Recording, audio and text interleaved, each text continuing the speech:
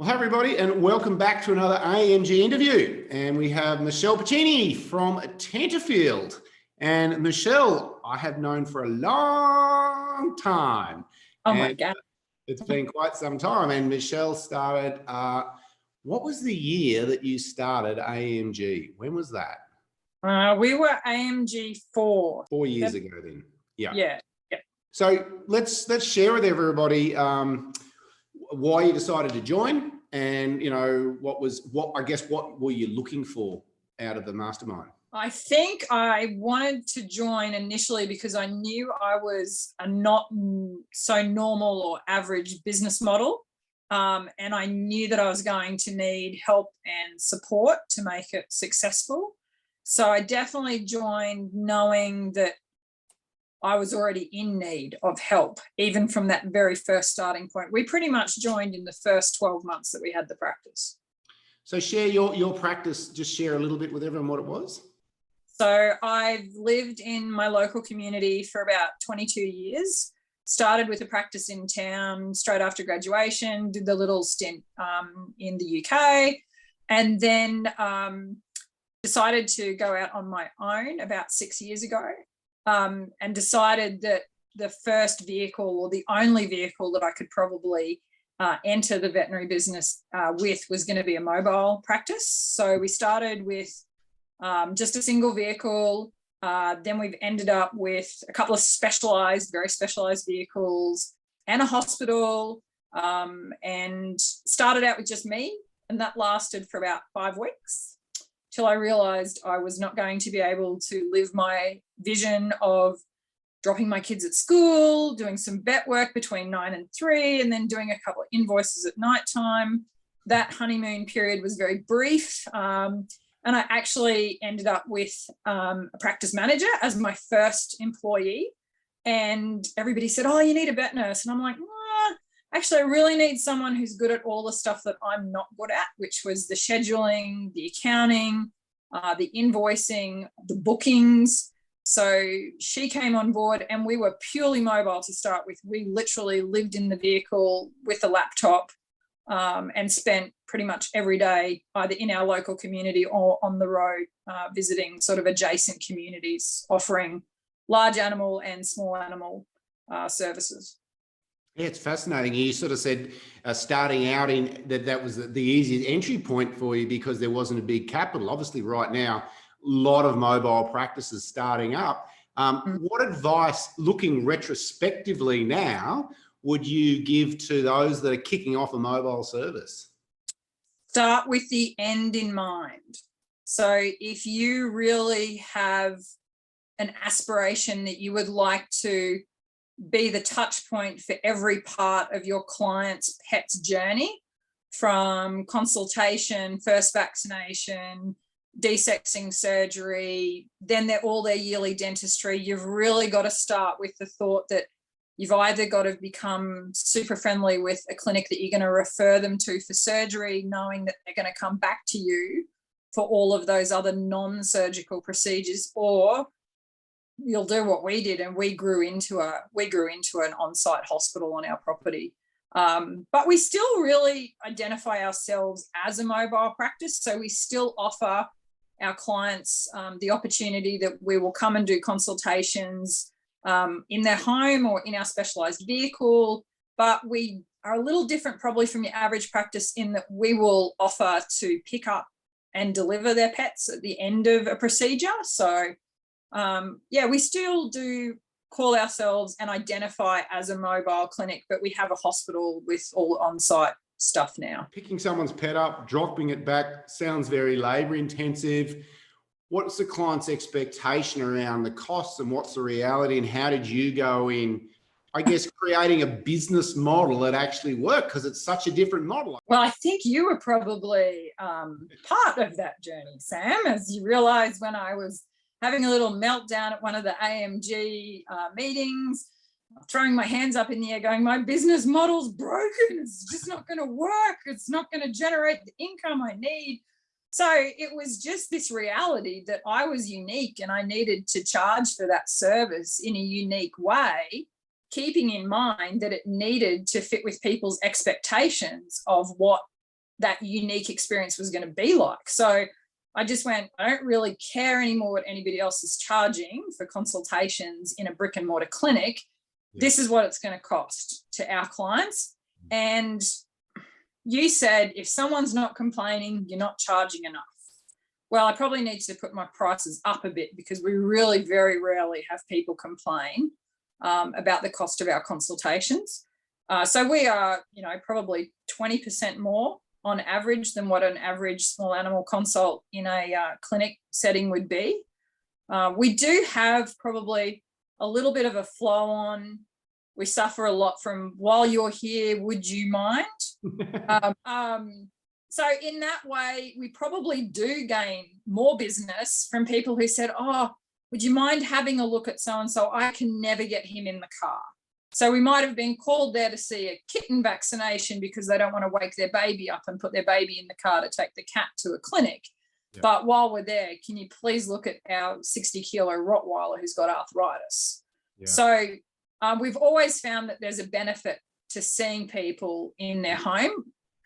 In some of our remote communities, we will go to a certain place and some clients will meet us there if they live too far out of town. But for the most part, keeping it structured, keeping it regular, and keeping us in, I guess, people's visual space. We live in a pretty small community. All our vehicles are really heavily, brightly sign written. So we're really visible. And starting out, that was actually probably key to our success. Okay. People rang the phone number. So that would be a key takeaway you'd offer to people who are starting their own mobile business. Paint it big and bright, and the number biggest of all. Yep. And if it's embarrassingly large, then it's probably about right. I love that. Yep. So you had to, with your pricing model, you had to break the mold and stop trying to compare yourself to someone else and realize you're unique, service is unique, and you reverse engineered what you needed to charge in order to be profitable. That's right. Yeah. I can remember that discussion with you and Shane and just going, well, let's just do the maths and work out, we can't keep moving forward if we're not making it work for us. So it was a big, deep breath moment to suddenly just sit at the computer and change all those prices. But we had the clients already. So let's talk about that, because I think it's a really valid discussion for so many businesses. I always say, once someone's busy, and they're efficiently busy, if they're not making a 20-25% net profit, then one of the fundamentals is either they're not making recommendations that's ethically right by the animal, or their pricing structure is incorrect. I want to take, maybe we can walk that journey through for the benefit of people listening, that moment in time when you realized, oh my gosh, how much you had to elevate your prices to be what was just what the business needed to charge for your business model and delivery. Talk about what that moment in time felt like. So like the Grand Canyon had opened in my abdomen and I was imploding into there, that kind of feeling. Yeah, it was really super uncomfortable. And even looking back, I can remember how that felt. And it was a critical moment. It was like, either we do this or we are going to fail. And probably weren't going to fail spectacularly, but we weren't going to achieve the kind of lifestyle that the whole idea of having the practice, was put in place for.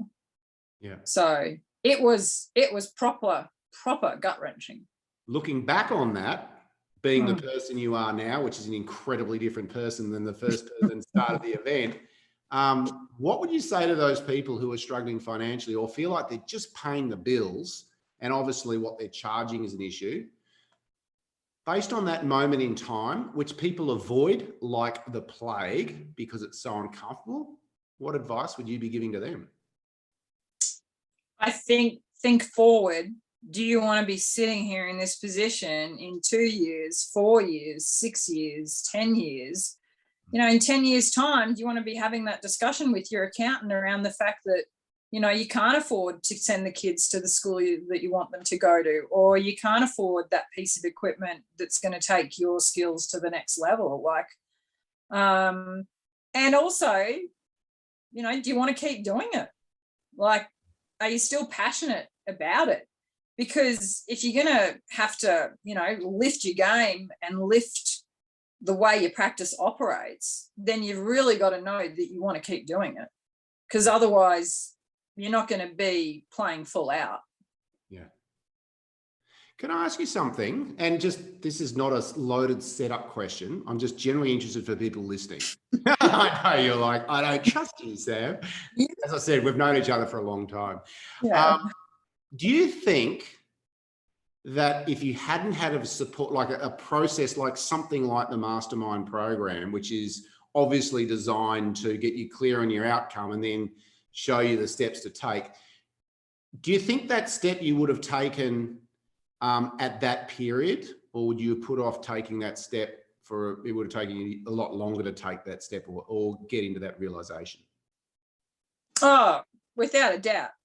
Like, it's that whole rising tide lifts all ships. Like, we were in an environment where we were being forced to critically analyze what was happening in our businesses. Like you said to me, you said if you'd asked me about figures 5 years ago, 4 years ago, I would have said, well, I know that I'm going to have to choose between whether I'm going to pay Zebravet this week or Lipard's, and maybe I'll pay one this week and then we can pay the next one next week.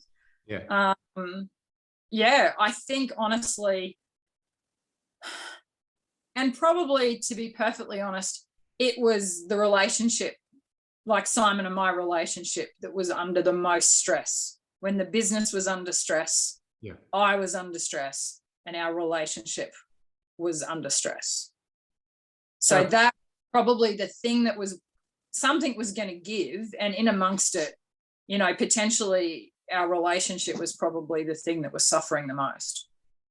So if we extrapolate that out, if we really put it in context, if you hadn't have had that moment in time, which was essentially almost artificially created because of the environment you're in, where you had the realization you either had to make that shift or you would just have this slow drowning process, went on for years and years and years. And the impact of that possibly could have been your marriage, things like that as well.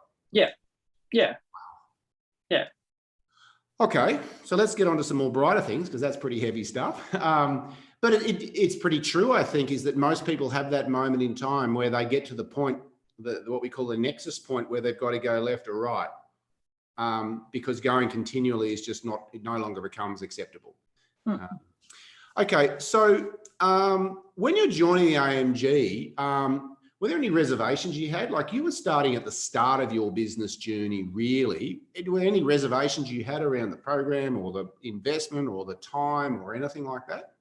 Oh, I think all of the above. Okay. Like, you know, you can tick, tick, tick. You can have reservations to all of those. But I guess I was also coming from a place where we had seen the value in programs that were designed to help make us the best version of ourselves. Mm-hmm. So we'd come from going to Tony Robbins and things like that. So we had an idea that if you wanted to really start investing in yourself. I can remember someone saying to us when we told them how much we were spending on, it might have been AMG actually, and they said, wow, you could go on a great cruise and da-da-da-da-da. And I said, yeah, and when we came home, we'd have exactly the same issues and we would have no tools to equip ourselves with to help solve those issues. So for us, it was always, it's going to be a stretch for anyone. You know that everybody's already, time is probably our commodity that we have the most issues with. But it was the perfect vehicle because you had to get yourself out of your practice. You had to get yourself out of your normal headspace and put yourself into that different environment. And that is probably one of the biggest benefits, is it actually is a time that you can turn around and look from a different perspective at what's happening. But yeah, absolutely. We had reservations about committing to time, committing to money, all of those things. But we also knew that without that investment, there wasn't going to be any change in the results that we were getting. It's just going to be same old, same old. I look back now and think, what if I had never gone to that very first boot camp? What if no one had opened that door and like given me that little peek of what life could be like and how different thinking could take you down an entirely different pathway? Like, I think about that a lot. And I look around my local community and I think, man, there are so many people who just, it's like a parallel universe that they don't even know exists. But by the same token, you know, you don't go there until you're ready. That door doesn't open until you're the one who's standing there knocking at it going, there's got to be something different out there for me. So I just look back and think, God, I hope that opportunity would have presented itself in some other form. But for me, that was that opportunity. That was that door opening and that little glimpse of, you know, wow, there's a whole other way of thinking about stuff and there's a whole other way of doing stuff. And you don't have to be like your parents or your colleagues or the people you see in town. You know, you can be this very different, very better version of yourself. Yeah. But you also had the courage when you saw the opportunity to go, there was still there's always that leap of faith, isn't there? That you went, you know what?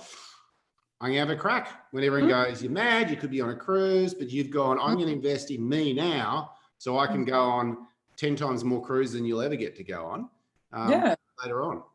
And it's so true that you look at people and you just think, you almost feel empathy. Well, I feel empathy for a lot of people thinking, if only you knew what was actually available to you, you just have to put up your hand and say, okay, I'm prepared to have a listen, open my ears a little bit and at least take that first little leap of faith and just give us a chance. Yeah.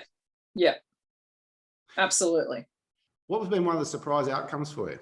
I think, honestly, probably the biggest sideline, which actually provided huge benefit in the long term, was the other people in the group. Yeah. Like, it's just like going and having a session with the brains trust every couple of months, and then you get to have them on speed dial. Yeah. Because once you've been through that process with people and you've got that common foundation, you can have conversations, you can share ideas with them that you would never even think of, you know, sharing around the dinner table with your family potentially. You know, it fascinates me. So I used to, when I was promoting programs, I'd get people who'd done the mastermind program and pop them on a stage and say, hey, look, share what's been really great about the program. And I'm thinking they'd go, oh, it's about all this extra money I've made, or it's about my team.